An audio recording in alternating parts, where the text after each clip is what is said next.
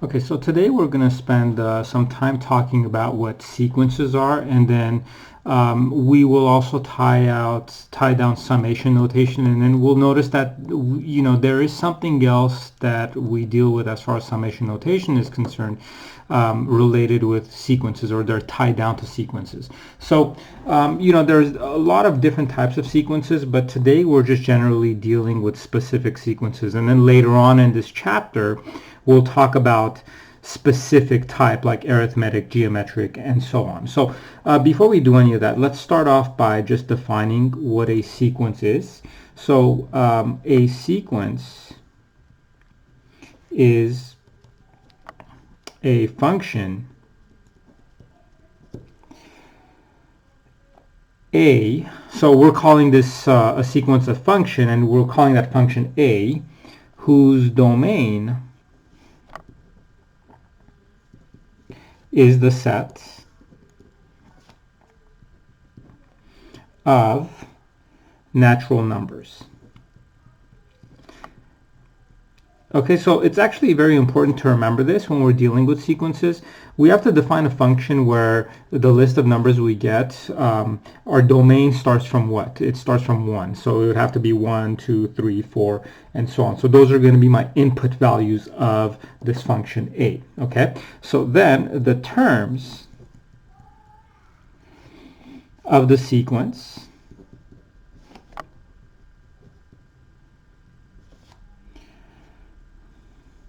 are the function values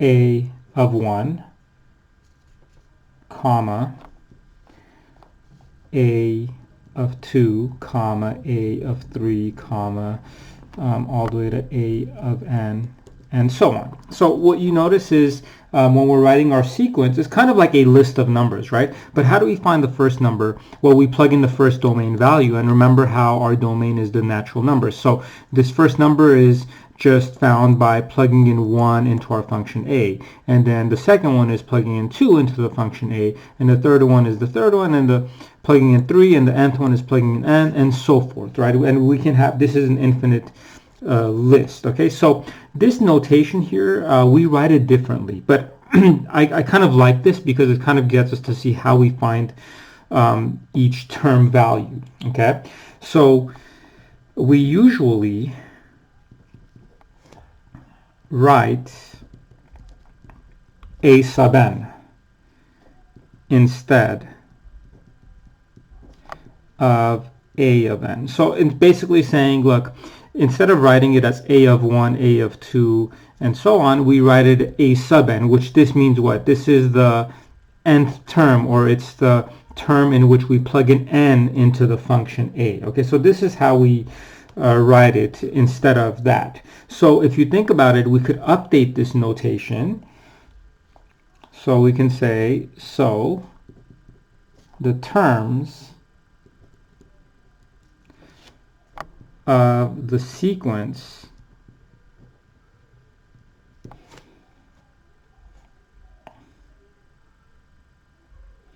are written as, so we can rewrite it as A sub 1, comma, A sub 2, comma, A sub 3, all the way to A sub n, and so forth, right? So notice how it's literally the same thing as that, except when you see this notation, this is saying, hey, we're still plugging in 1 into the function A to get that value, and so on. Okay, now why is this that we like to write it like this? Because we can also now say A sub 1 is called the first term. So notice how this serves as two purposes. When you see A sub 1, that means this is the first term, and it's also found by what? Plugging in 1 into the function A. And then we could say the same thing as A sub 2, the second term, and you get what's going on, right? And if I go all the way to A sub n is what? This is the nth term of our sequence. Okay, so for instance, if we're talking about these sequences, like if you look at it, this is a sequence, like 1, 4, 9, 16, so on. See, notice how this is a sequence because it's kind of like a list of numbers. This is a sequence, and then we can see what's going on here, right? With a sub n equals to n squared. So basically what are we saying? Look, if n is 1, 1 squared is 1. If n is 2, because remember my domain is what? My first value is 1, second value is n is 2, is 3. So notice how 2 squared is 4, 3 squared is 9, 4 squared is 16. So that's kind of like the driving formula for this sequence, okay? So with that said, let's do some examples where we'll work with sequences, and then we'll move on to the summation notation material. So for example 1, we're saying find the first 5 terms and the 150th term of the sequence defined by a sub n equals to 8n minus 2. Okay, so what we're trying to do here is we're trying to find the first 5 terms. Okay, so the good news is we have the formula here, right? So if let's say we want the first 5 terms, so the first term would be what? A sub 1, which is just a times 1 minus 2, which becomes 6. A sub 2, so all I'm doing is literally replacing n with the number, right? With whatever my domain value is. The second term would be 8 times 2 minus 2, which is 14. A sub 3 would be 8 times 3 minus 2, which equals to 22. A sub 4 would be 8 times 4 minus 2, which is 30. And a sub 5 would be 8 times 5 minus 2, which is 38. Okay, and if we want the 150th term, it would be a sub 150, which is 8 times 150, and what would that be? That would be 800, 1200, it would be 1200 minus 2, which is 1198. Okay, so there's our list. Now if we want to write it as a sequence, because a sequence kind of looks like this, it would be what? 6, 14, 22, 30, 38, and so on. And then if we wanted to get to the 150th term, it would be 1198 and so on, right? But this is pretty much my sequence. And notice how these numbers are literally found by that formula, okay? So let's look at our second idea. So what we're going to do now is we will now look for a pattern in the sequence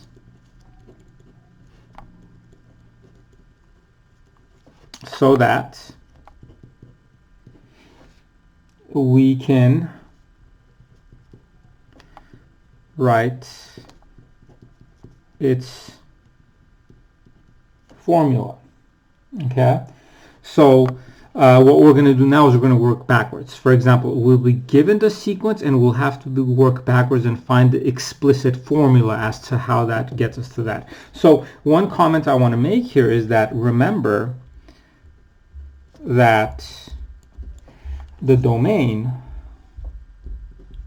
its domain is the natural numbers.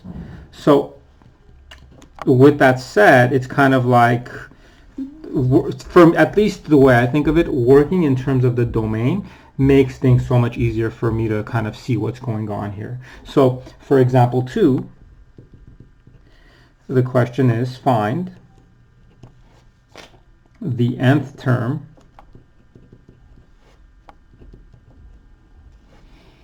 of the sequence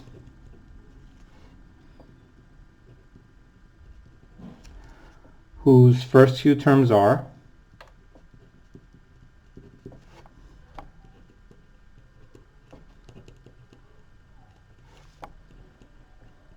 are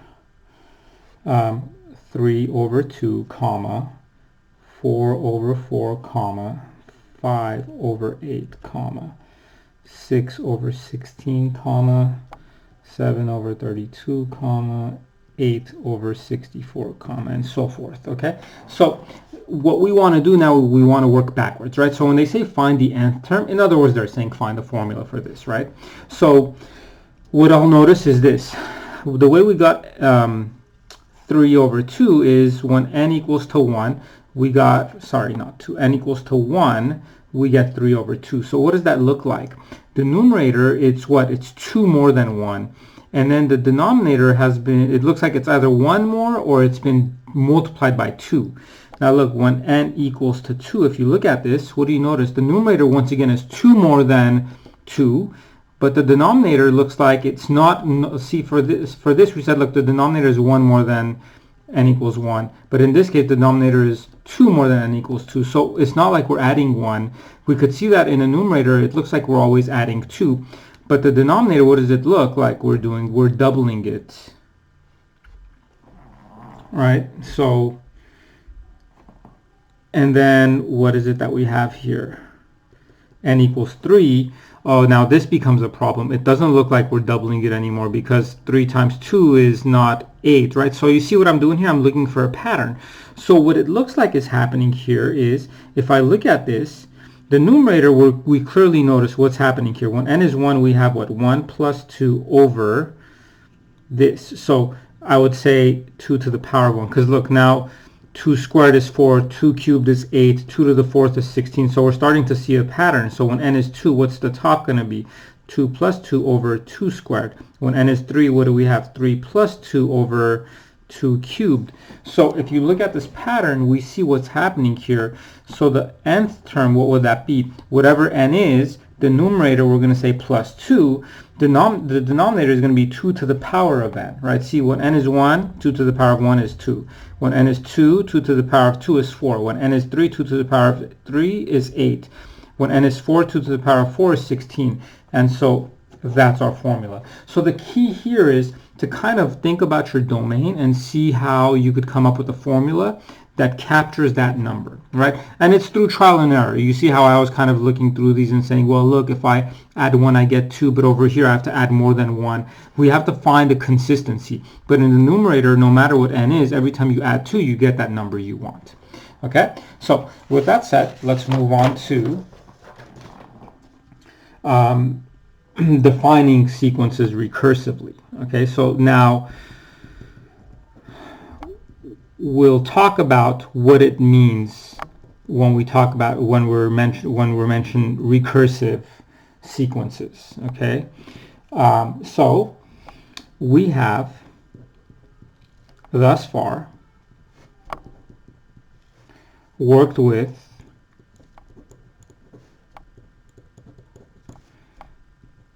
sequences explicitly. And what do I mean by we worked with sequences explicitly?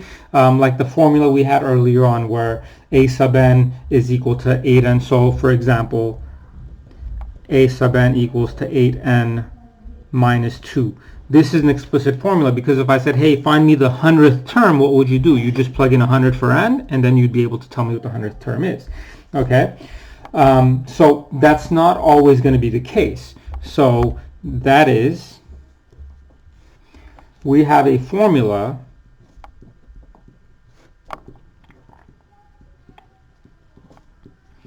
a sub n in which any desired term can be found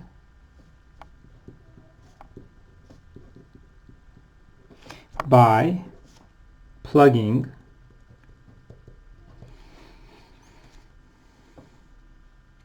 in for n, right? So it's kind of like saying, hey, if you want the 10th term, plug in 10 for n, and so on. That's the explicit. Now, recursive becomes a little more complicated. I don't want to say complicated, it becomes more tedious. Now, here's why we care for recursive. So we'd say, however, finding an explicit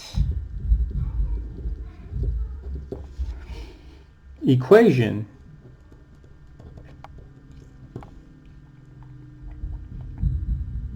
may be difficult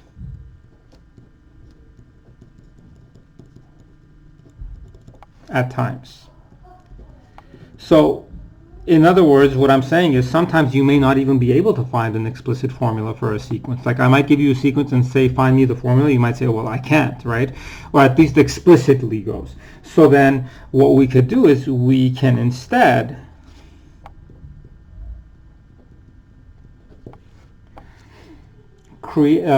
write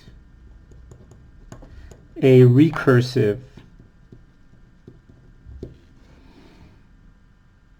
formula where the formula will require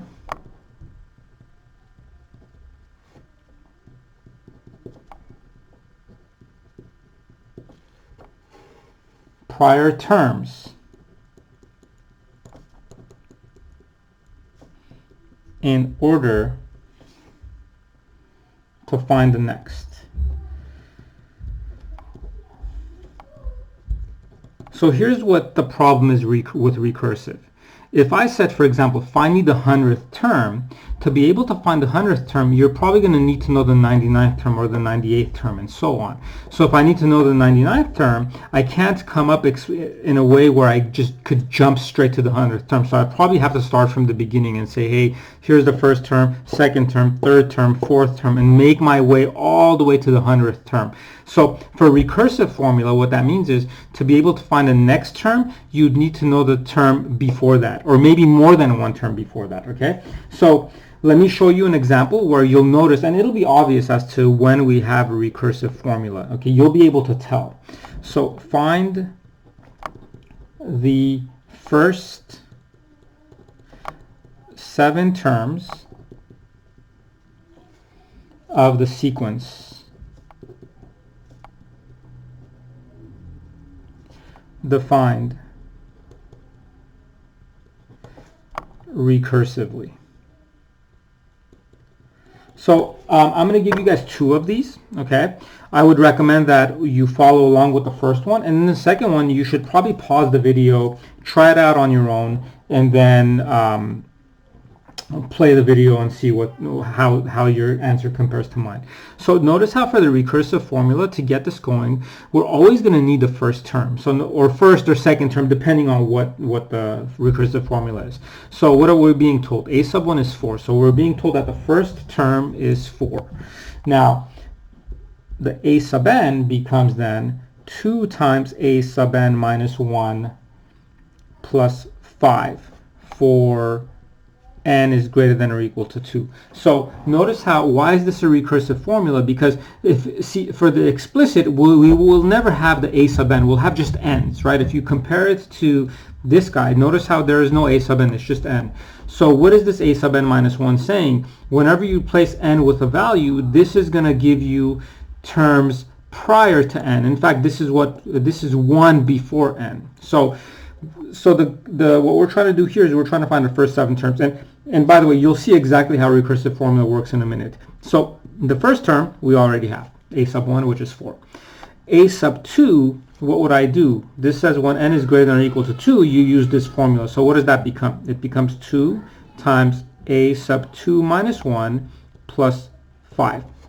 So all I really did here is I replaced n with 2, which what does this become? 2 times a sub 1 plus 5. Now notice how this formula is saying what? You need a sub 1, which is the first term, and hence that's what the recursive formula is all about. You need the term before that, which is 4, so that becomes 2 times 4 plus 5, which becomes 9 times 2, which is 18. So a sub 2 is 18.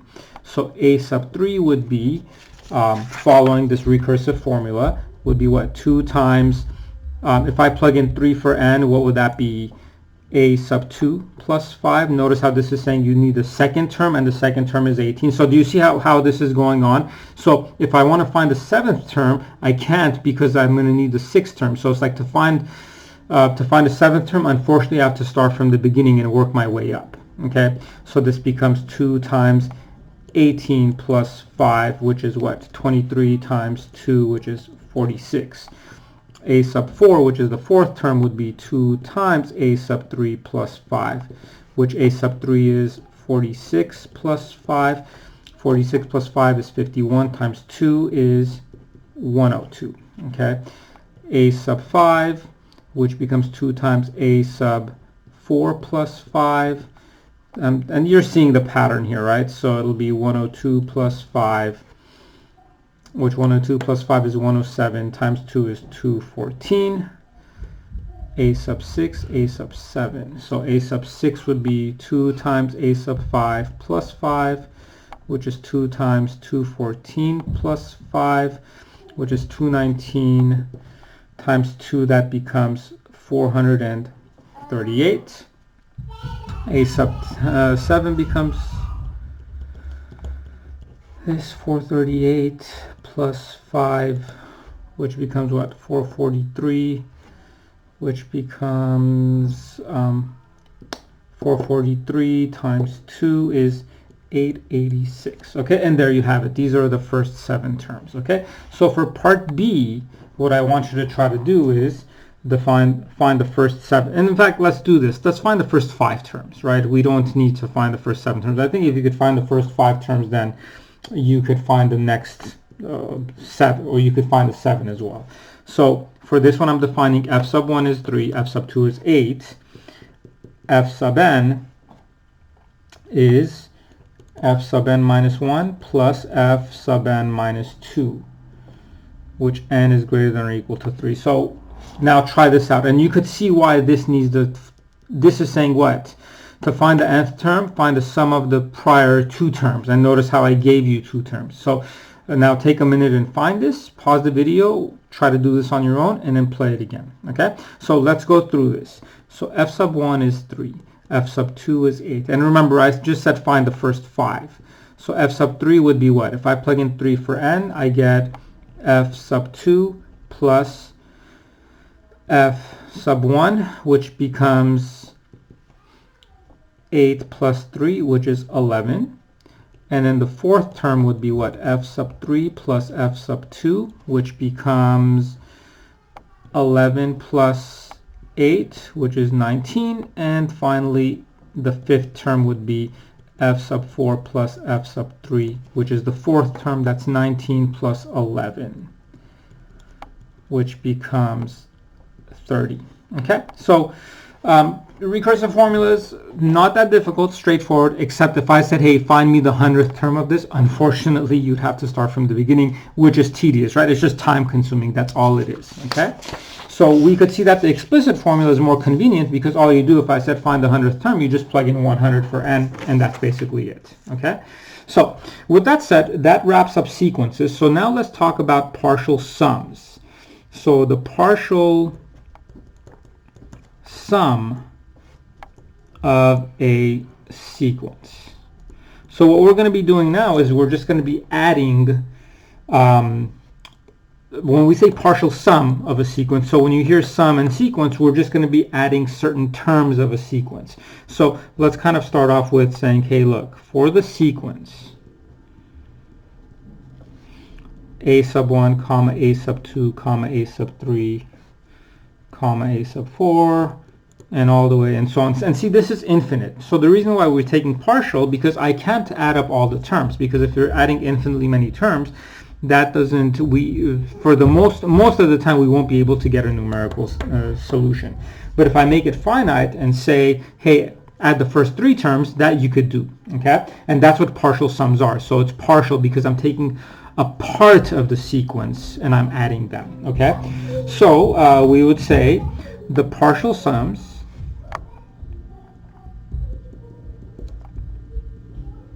are defined as the following. So if you see a capital S sub 1, all that's saying is what? Take the sum of the first terms, or first term of the sequence, which is just going to be what? A sub 1. There's nothing else, right? If you see capital S sub 2, what is this saying? Find the sum of the first 2 terms of your sequence, which would be what? Taking a sub 1 plus a sub 2. Okay. capital S sub 3, at this point hopefully you get what's going on here. This is saying find the sum of the first three terms, which would be a sub 1 plus a sub 2 plus a sub 3. And then capital S sub 4 would be the sum of the first four terms of your sequence.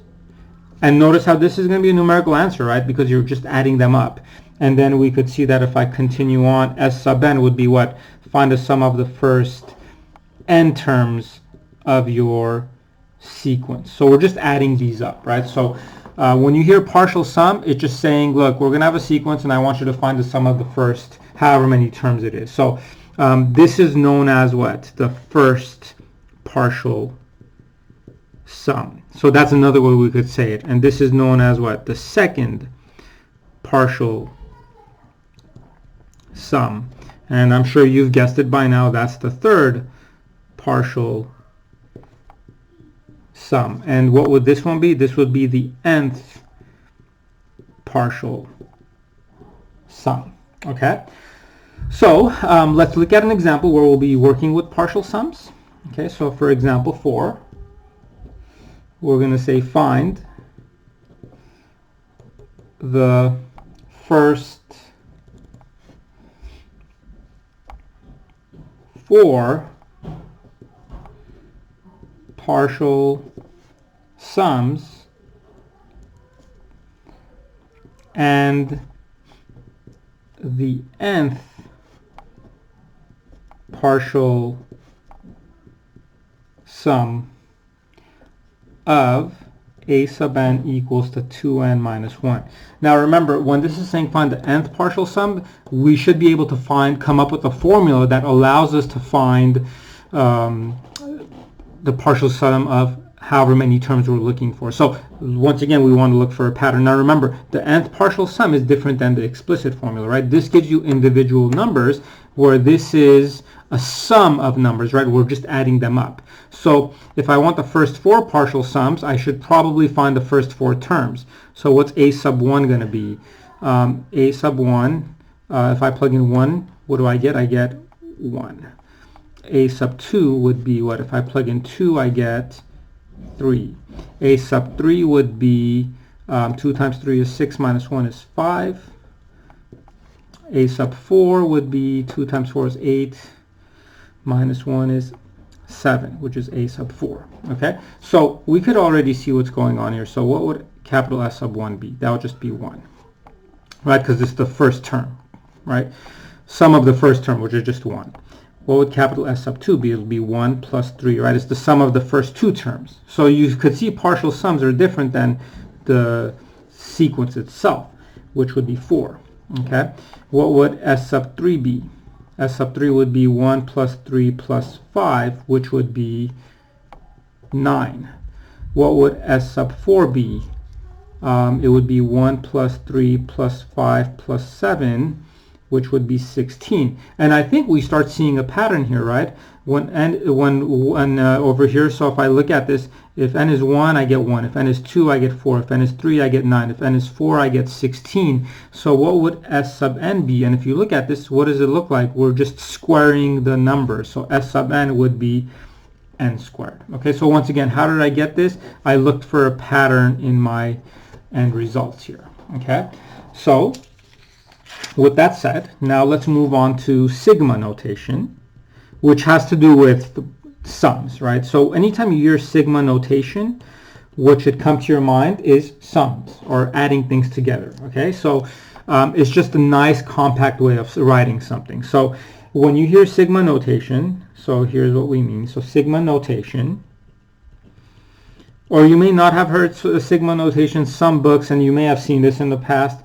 some books say summation notation. Same thing, right? Sigma notation, summation notation, they all mean the same thing. So notation is a compact method of writing partial fractions or partial sums.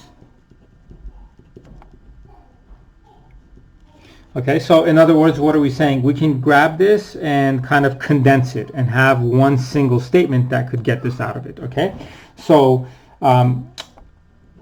that is, here's how we write it out. So you'll see the sigma or the summation. So anytime you see this symbol, that just means we're going to be adding a bunch of things together. So and this is saying that's the summation, right? This is the summation notation. So from k equals 1 to n of a sub k. And so one thing I want to point out is this k, that's known as my indexing, which notice how that's my index. This k is that k. So what is this that we're saying here? We're going to start from k equals 1, and then we're going to plug it in there. And then remember, my domain is the natural numbers, so I'm going to keep increasing by integer numbers. So I'm going to keep adding 1 to k until I get to n. So what do I mean by that? We start with, this is what we start with. This is our base. So we plug in 1, so I get a sub 1, and then the summation is saying plus, now keep increasing. So 1 increases to what? 2, right? So then I'm replacing k with 2. Then I'm going to replace k with 3, and I'm going to keep going through this process until I get to what? Until I get to n, right? So this is our starting, this is our ending. So we're going to keep adding until we get to the nth term. And that's basically what sigma notation is. Now notice how clearly this is what? A partial sum. We're just breaking it down to that. Okay? So so when you see this notation, what is that saying? Add the first n terms of the sequence, which is, this is the sequence we're talking about. Now look, we don't have to add the first n terms. Like, see, k doesn't always have to start with 1. We're going to notice that it's beneficial when it starts from 1. But all this is saying is start from here and work your way up to that number, or in this case it's n, and then just add them. And what are these a's? This is my explicit formula of my sequence, right? So I'm just plugging in 1 into a, then 2, and then I'm just adding them up. So you could see that this is pretty much kind of like a partial sum, right? Like what we've been talking about. So let's look at an example where we'll be working with sigma notation. A couple more examples, and then we'll wrap this section up with a couple of properties of the sigma notations, okay? So find the sums of a, which is summation from k equals 5 to 9 of k, b, which is I equals 2 to 6. And now look, my indexing doesn't always have to be k, it could be whatever, but what I expect my explicit formula here to be, it should be in terms of I. So like, let's call this I plus 1, right? And then c, it'll be what? The summation from I equals 2 to 7 of 2. Okay, now c is not tricky. It might look weird at first, but we'll get to that. So let's talk about a first. So what is this saying? The summation from k equals to 5 to 9 of k, what is this saying? Start by replacing k with 5, and then keep increasing 5 until you get to 9, and then you're going to be adding them. So the first thing I'm going to do is replace k with 5. It'll be 5. Plus, then once I replace it with 5, then I replace it with 6. Then plus 7, then plus 8, then plus 9, and I stop at 9. So this becomes what? 5 plus 6 is 11, 18, 26, 35. Okay, so for part B, same idea, right? Except now this is saying do what? Start from I equals 2. So if I plug in 2 there, I get 2 plus 1. Plus, now look, the plus 1 is tied to it, right? Then if I plug in 3 for I get 3 plus 1. And I'm going to keep going until I get to 6. Then I replace I with 4. And then I replace I with 5. And then I replace I with 6. And that basically takes care of this. So what do I get here? 3 plus 4, which is 7, plus 5 is 12, plus 6 is 18, plus 7 is 25.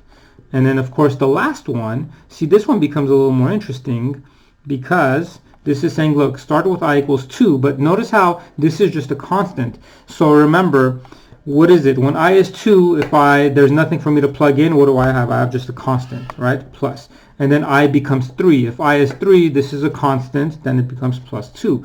When I is 4, this is still constant, 2. When I is 5, 2. When I is 6, 2. When I is... So what am I basically doing? I'm adding 2 to itself how many times? Well, 6 times in this case, right? Because I start from 2. So notice how in this one, when I was 2, I could replace I with 2. But over here, it's a constant. And if you remember, just like any function, if you have a constant, no matter what x is, that function stays constant. So the same thing is going on here. So I'm still incrementing my i's, but every time I increment my I, I still keep getting 2's out of it because this is constant. So this ends up just being 12.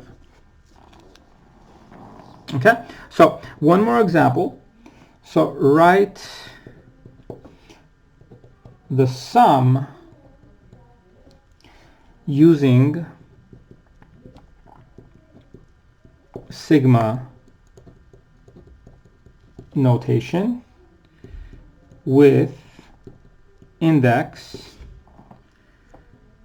of k from 1 to 7. Okay, so now for this one, it looks like I want you to go backwards, right? So I'm kind of saying, look, we have 3 to the 4th plus 4 to the 4th plus 5 to the 4th plus 6 to the 4th plus 7 to the 4th plus 8 to the 4th plus 9 to the 4th. So I want you to write this as a summation. Okay, so basically I'm saying, well, use sigma notation. So this, we're going backwards, right? Remember how this one we went from here to there? This one is saying that go from here to there. So now we're being told that, look, I'm going to have sigma notation, and we're being told that our index is k, and it starts from where? From 1, and it ends at 7. So that part shouldn't be difficult. So we're going to say k equals 1 to 7.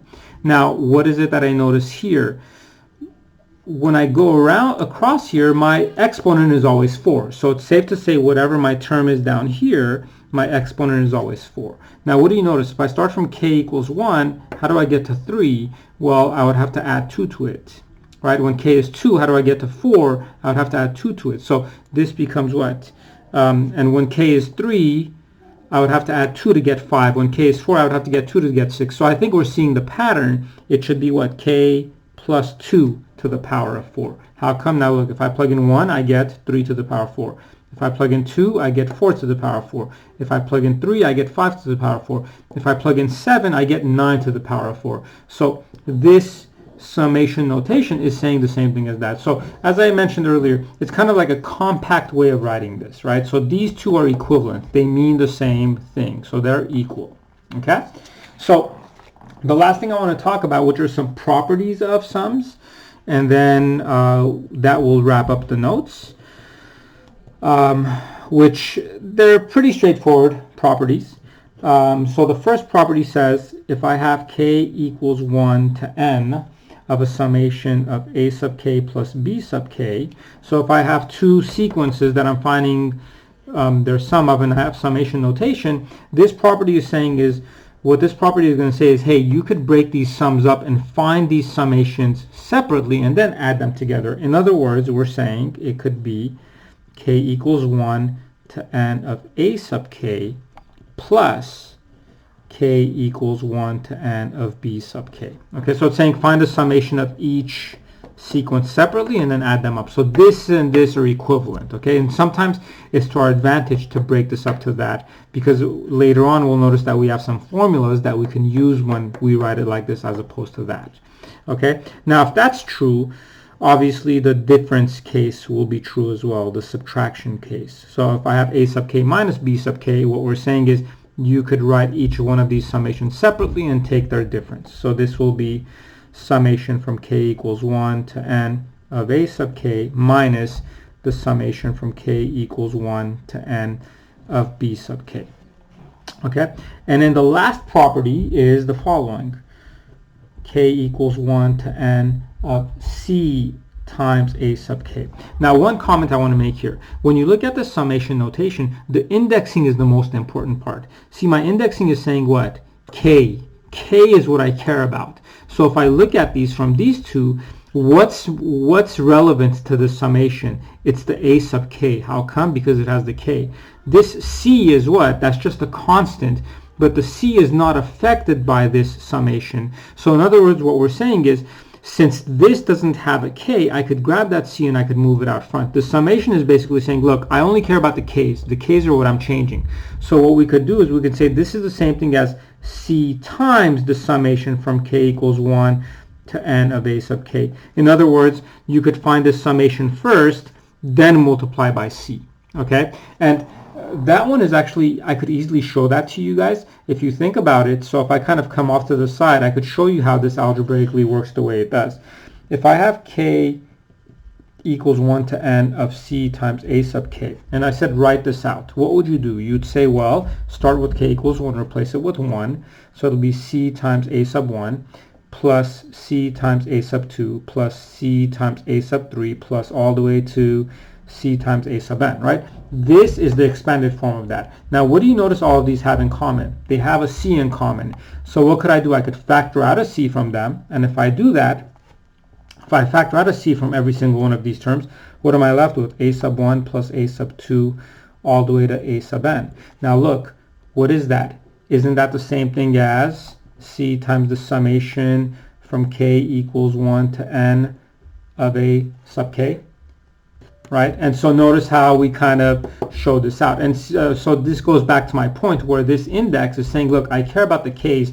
The C is not really going to make or break what I'm trying to control here, right? So that's kind of, this is kind of like a quick proof of what that is, okay? So this summarizes the notes to section 1. Like I said, later on we're going to get into more varieties of sequences, and we'll talk about partial sums as well. And in fact, there will be we'll also talk about infinite sums because sometimes they will exist. But we'll get to that later. So as always, if you have questions on any of the material from the notes, do not hesitate to email me. Okay, and that takes care of this.